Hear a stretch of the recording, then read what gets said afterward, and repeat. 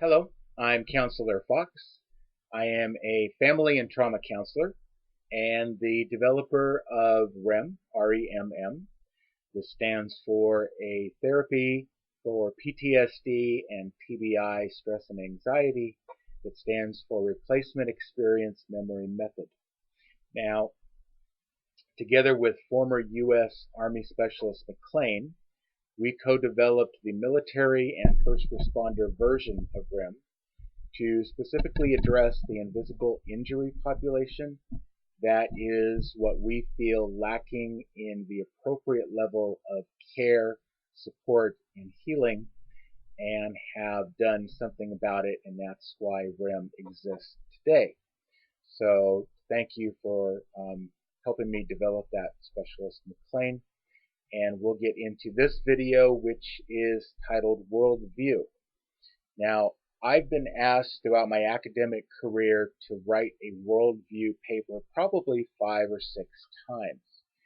It hasn't ever changed, but it has evolved in its depth and its width over the last 12 years of my adult academic education. Sometimes going full-time as a student, sometimes going part-time running a business, etc. So in the Remm manual, you will find a section where I relay some 9 insights to a worldview from one of my favorite authors. And 2 of those insights, number 6 and number 7, is what I want to go over with you today on this video. And so just to jump right into it, we're going to cover number 6, and it goes something like this. Acceptance in groups and how we function in them is a sign of how we accept ourselves. Feelings of unacceptability, resentment, jealousy, and possessiveness are signs we need to work on ourselves and the right basis of acceptance. Now you could relate a scripture verse to that, which would be Galatians 2:11 through 13. The next one is number 7. Self-centeredness is the need to satisfy one's own needs while failing to admit it to self or others. The desire of immediate self-gratification. This is a problem for both non-believer and strong Christians, and you can find a scripture verse that coincides with that in Jeremiah 17.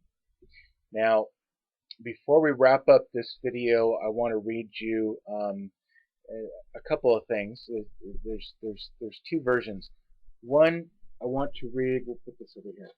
One I want to read out of a Bible that I have. I probably have 15 or 20 different Bible versions throughout my library here.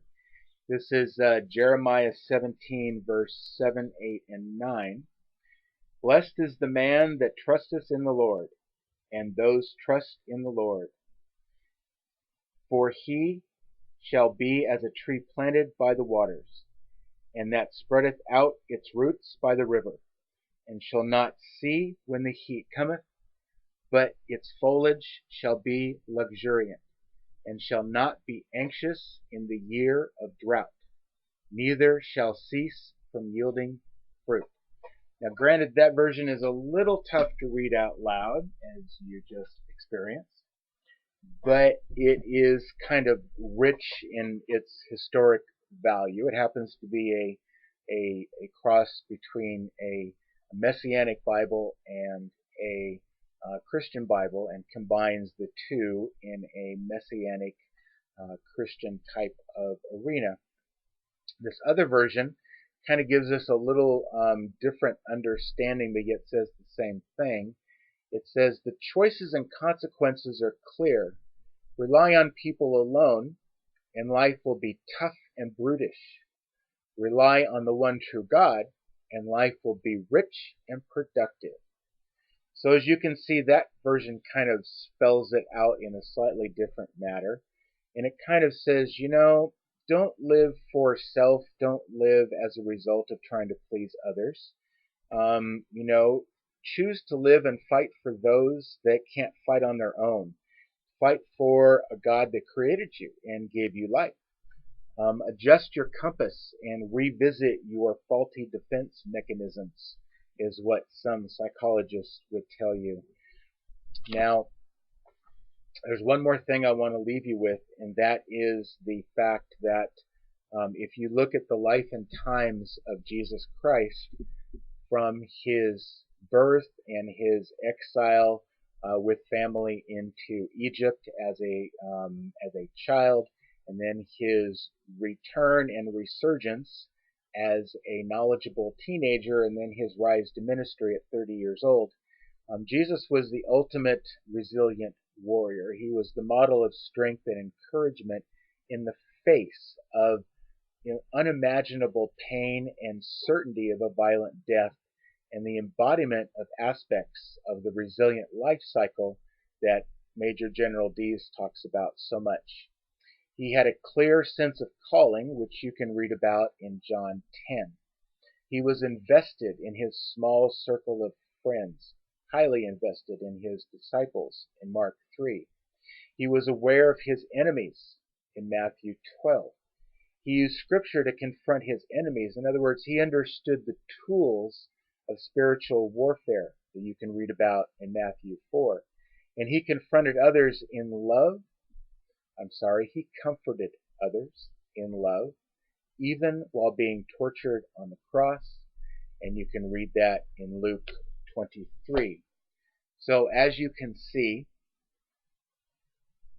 he was able to adjust and comfort others in the midst of his trials and his tribulations and his misery. I have, with his strength and his help, been able to do similar things by rising out of my despair, my loneliness, my bouts of depression with so many surgeries and so many ins and outs of business because of physical limitations and being incapable of doing certain things for long periods of time. I have learned to be extremely resilient as a result of learning from others that know more and have been doing it longer than I. So, to learn more about Remm and how Remm can work for you, please go to my website, which is remmworks.webs.com. You can follow me on Twitter at RemmWorks, or go to my Facebook page /RemmWorks, or you can send me an email and I'll respond right away. If you're just asking questions or want to become an SSG member or a qualified group leader, please send me an email at remmworks42@gmail.com. And remember, Remm works, and it'll work for you. God bless. Take care. I'll see you on the next video.